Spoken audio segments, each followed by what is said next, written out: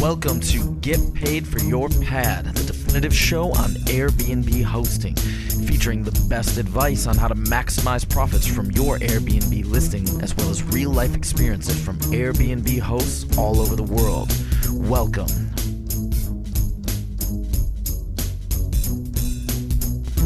Get paid for your pad. Get paid for your pad. Get paid for your pad. Get paid for your pad. Get paid for your pad. Get paid for your pad. I've begun using a really cool service from Aviva IQ, and it's made my life so much easier. My guests love receiving all the important details about their stay exactly when they need it. And I love all the 5-star reviews I'm getting on communication. Check them out at www.avivaiq.com. Welcome to another episode of Get Paid for Your Pets. I am co-hosting this news episode with the one and only Glenn the Man Carter. Glenn, how's it going, buddy? Going good, Jasper. How are you? I'm good, man. I'm in the Philippines on the small island of Boracay, right on the beach. It's about 30 degrees Celsius here every day. And I'm going to go scuba diving tomorrow and kite surfing the day after. So I'm very excited. Oh, wow. Well, I'm here in Ottawa, as you know, and we're just at the beginning of a big winter storm, and it's minus 20 outside. So to say I'm jealous is probably an understatement. You're not going to be a snowbird this winter? Yeah, well, we're going down to Disney over Christmas with the kids. But other than that, no, we're shoveling out of snow here. Awesome. Well, let's start right in your backyard. I know you used to rent out a few apartments in, was it Montreal, right? Yes, Montreal. Okay, we're talking about Toronto now, which is not too far away from Montreal. And there are some regulations that have come up. So I'll let you talk about that. Yeah, sounds good. Well, Toronto their city council just implemented new short-term rental regulations, which obviously affect Airbnb and other platforms. And they mirror quite similarly what came out in Vancouver a couple months ago. But, you know, the Coles notes of it is that the homeowners are limited to only offering their primary residence, which can include up to 3 rooms or the entire house, and that those offering their entire homes can only do so for 180 days per calendar year. They're going to have to register with the city, as most municipalities are requiring now. But the big shocker was, and this is where the debate was that they blocked the use of secondary suites. So the city council voted overwhelmingly to all the regulations, but it was quite split on this whole issue of secondary suites. So there was quite a lively debate in the Toronto City Council chambers. And a lot of people in Toronto, I'm not sure if you or your listeners know, but Toronto is one of the most expensive housing markets in North America. So there's a lot of people who rely on the Airbnb income to sort of help them pay their bills, essentially. So it was quite interesting. But they passed the legislation, and we'll see now how people respond to it. There were some interesting statistics to come out, though, that Toronto has about 10,000 Airbnb hosts, and 80% of those are using their primary residence. And the average earnings of those 10,000 hosts is $5,000 a year. So again, giving a bit more credibility to the argument that this isn't sort of slumlords or commercial operators. But so there was some pretty interesting debates going on here in Canada. So when I read the article, I was wondering, what's a secondary suite exactly? There's municipal bylaws and guidelines about what a secondary suite entails. You know, it has to have a second entrance. There has to be, you know, a standalone, like someone has to be able to live there. So there has to be bathroom and kitchen and running water and all that. And there's a bunch of other guidelines. But it'd be like an in-law suite, or they're termed different things depending on where you are. But it's just basically if you have like a basement apartment or a separate little bunkhouse in your backyard, all those would be classified as secondary suites.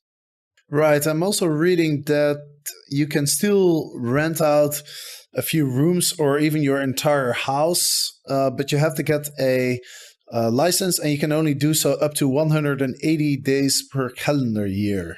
Right. So even if you're living in your house full time and say you have a couple extra rooms in the basement or upstairs, you can only rent those out for 180 days now as opposed to the entire year. Right, but if it's a standalone unit, then you're not allowed to rent it out at all. Do I understand correctly? Right.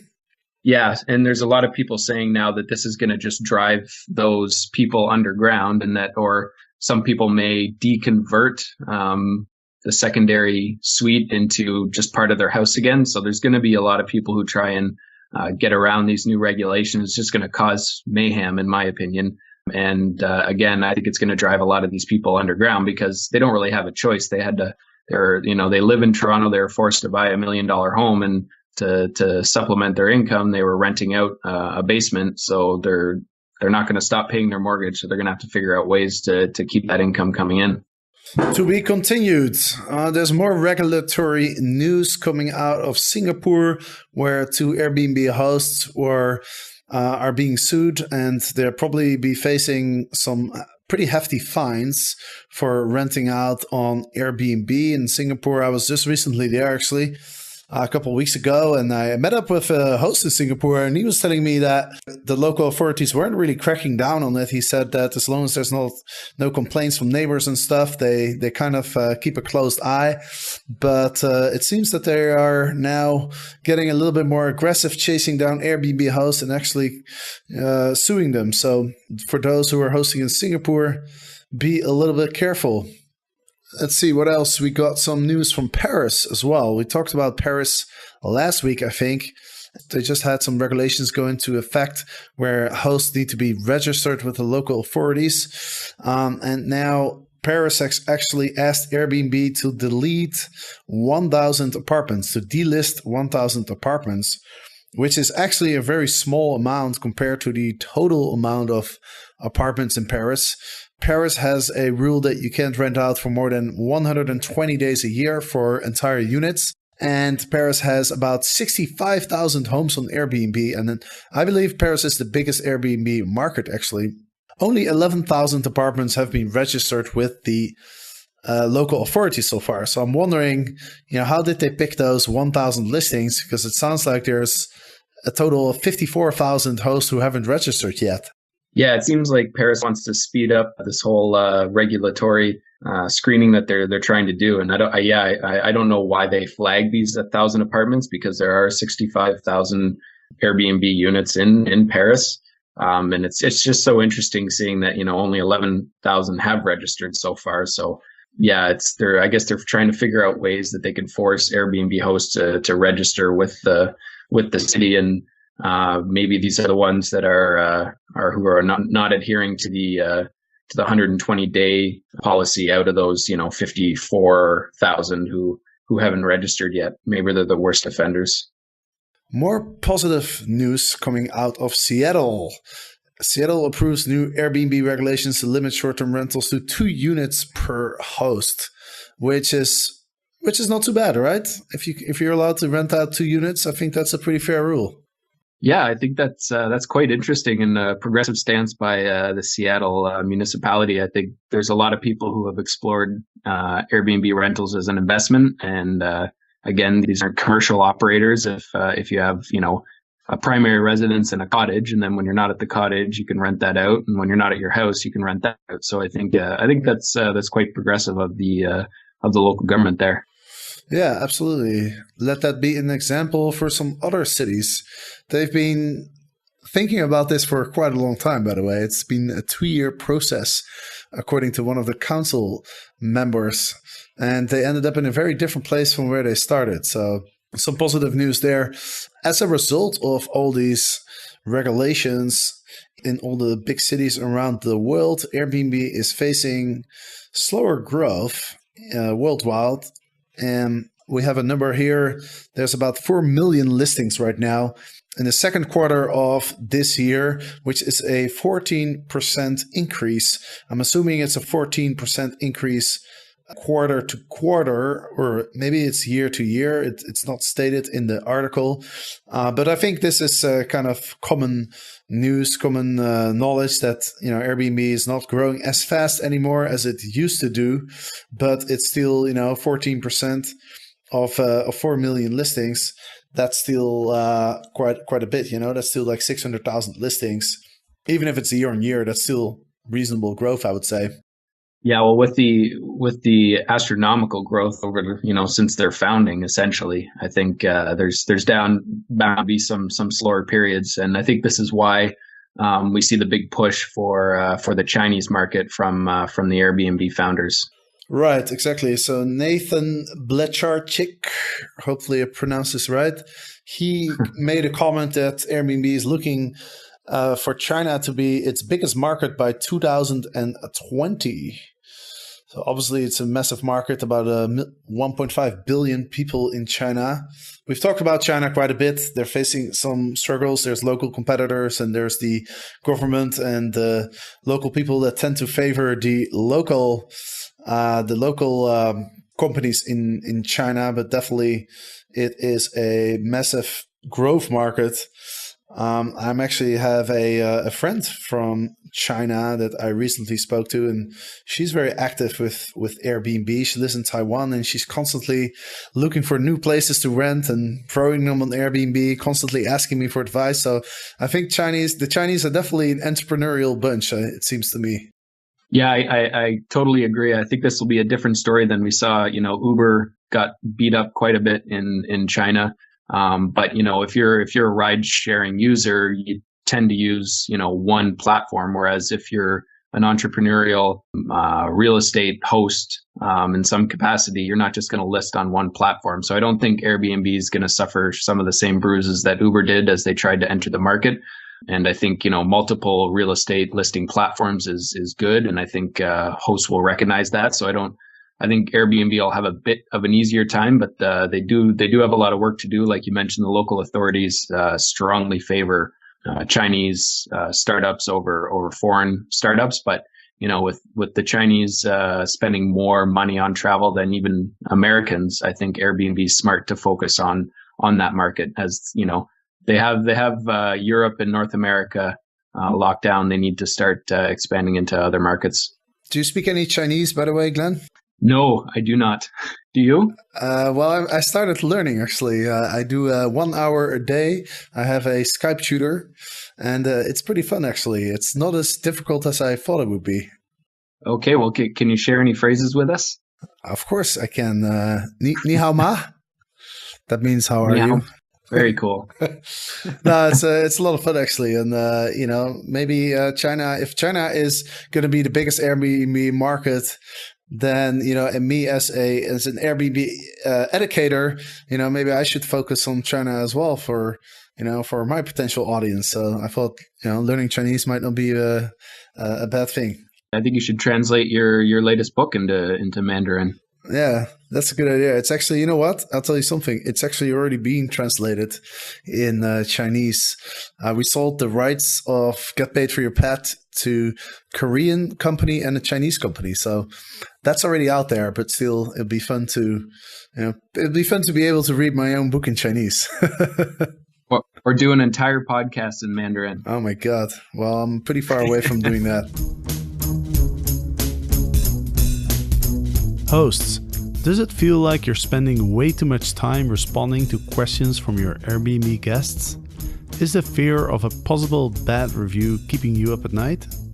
I recently learned about a really helpful service called Aviva IQ. With Aviva IQ, my workload and worries have reduced dramatically. All I had to do was link my Airbnb listings to Aviva IQ, create my messages, and schedule delivery times. That's it. I can't believe how easy it was to set up.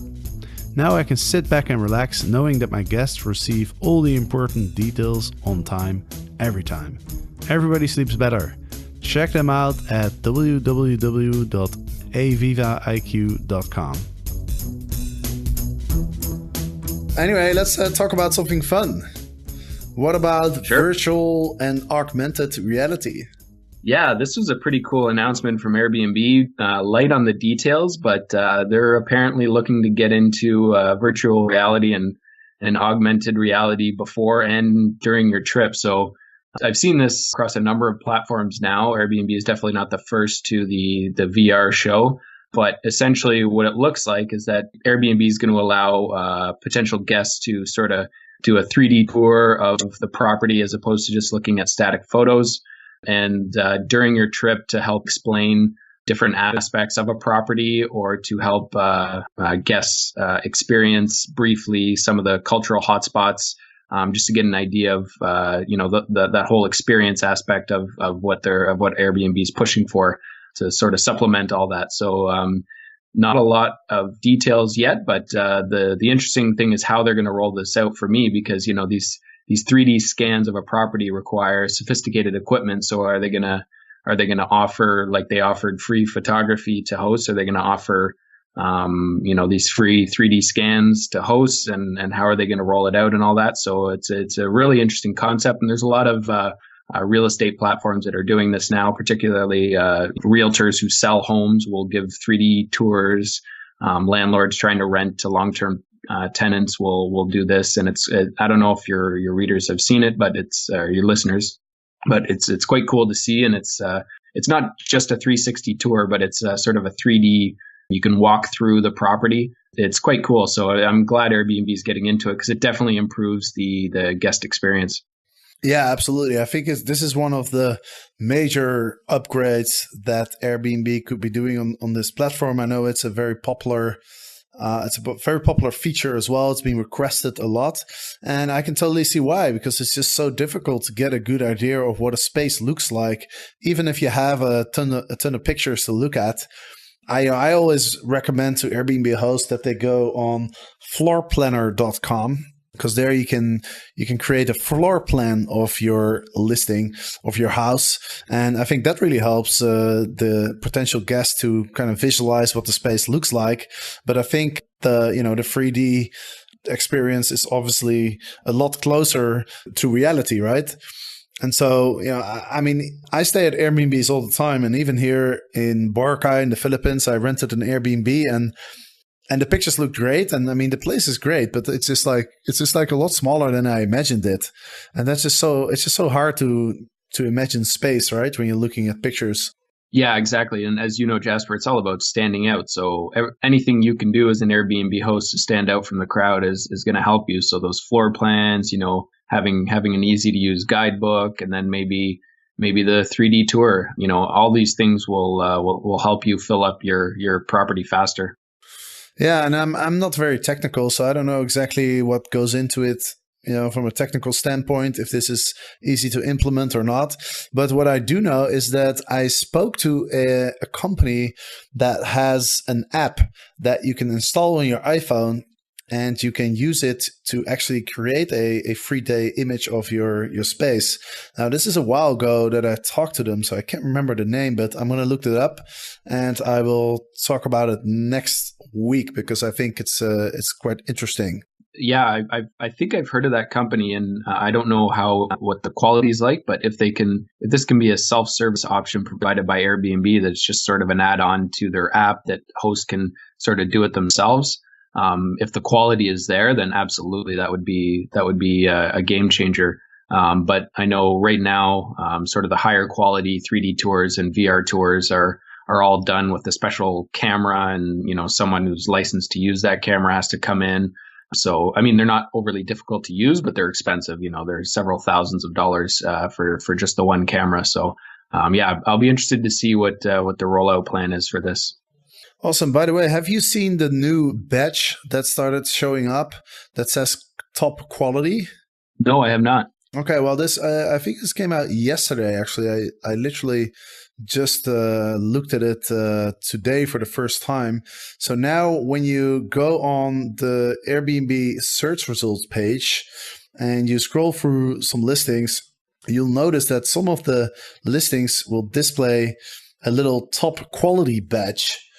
And what's interesting about it is, I think it's the 4 highest rated Airbnbs on the page. So the ones with the highest average rating are being marked as top quality. But then what's really interesting is that if you scroll down and you go to the next page, then you'll see again on the page 2, there will be 4 listings that have the top quality badge.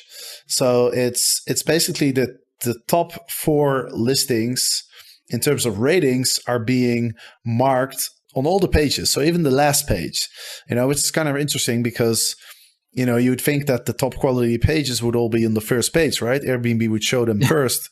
So this is kind of interesting. And of course, when you talk about the Airbnb search algorithm, I mean, they use about 200 different factors to decide what listings to show, and some of them are personalized. So when I look at the Airbnb search results in a certain city, I might be looking at different listings than if you were to look at them, right? So this is interesting. I think this is a pilot. They're testing this, and so another thing that's important to notice is that the top quality badge, before people get too excited about having the badge and then losing it, because this really depends on what listings are being shown, right? If I press on a filter, then the listings will change, and so the top quality badge will shift from one to the other as well. So it's not something that you can permanently have. It just depends on what other listings are being shown and how your average rating compares to the other listings that are being shown. So there's no permanency to this. It's just simply you're at the top of the listing, and it's not something you can sort of try and game every time. It's just how Airbnb chooses to display your advertisement.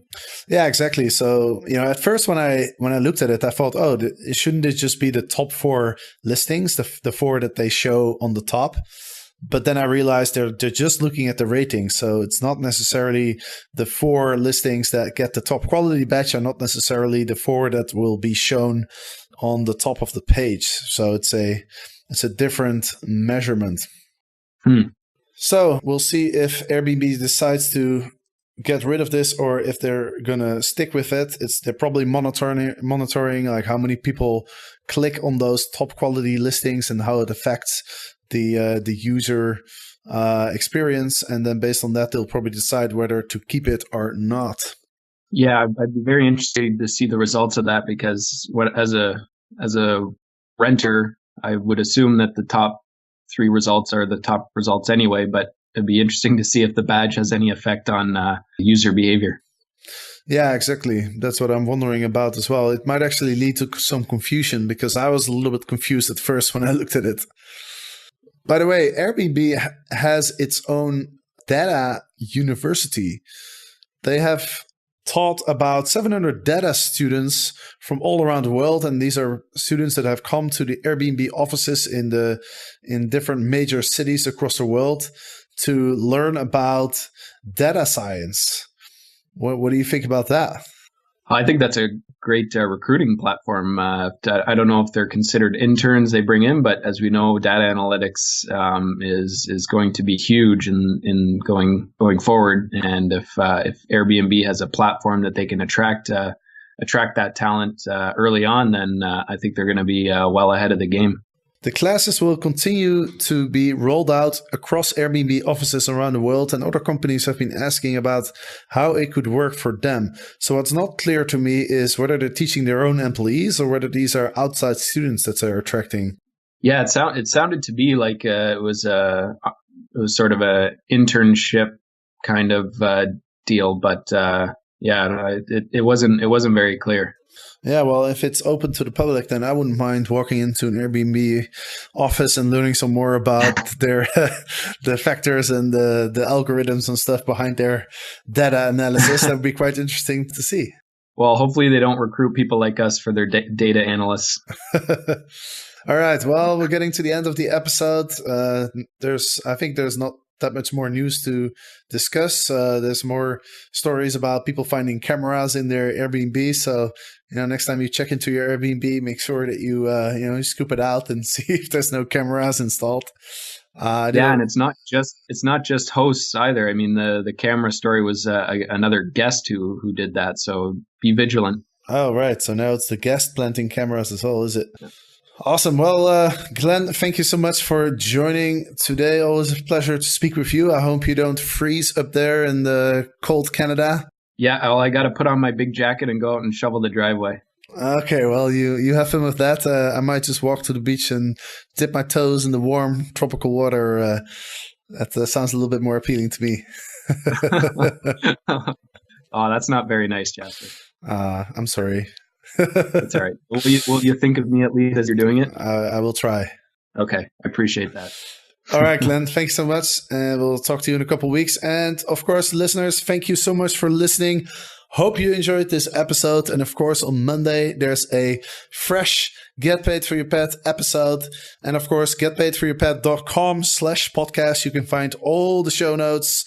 And I also send out emails with a summary of these podcasts with links and stuff and all sorts of little goodies. So don't forget to go to getpaidforyourpet.com and sign up for the newsletter. You can also go to getpaidforyourpet.com/newsletter. And then you will receive all the goodies straight to your inbox. So thanks for listening and hope to see you on Monday. Get paid for your pet. Get paid for your pet. Get paid for your pet. Get paid for your pet. Get